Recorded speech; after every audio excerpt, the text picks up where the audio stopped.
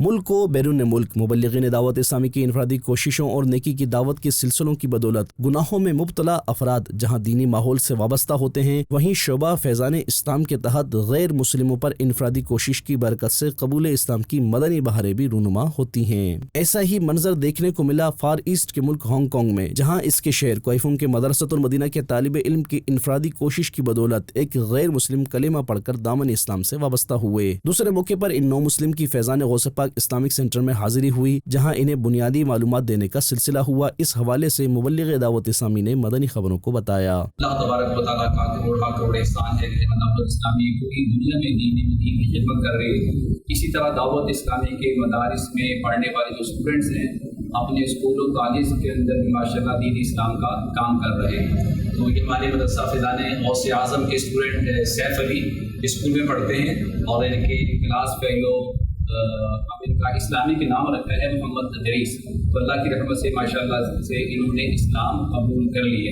آپ دعا کریں اللہ تعالیٰ ان کو استقامت عطا فرمائے، اور ابھی انشاءاللہ یہ قرآن پاک بھی پڑھیں گے اور نیو مسلم انشاءاللہ کورس بھی کریں گے انشاءاللہ۔ ناظرین، آپ بھی اجر و ثواب کمانے اور معاشرے کی اصلاح و امت مسلمہ کی خیر خواہی کے لیے دعوت اسلامی کے دینی و فلاحی کاموں میں حصہ لیجیے۔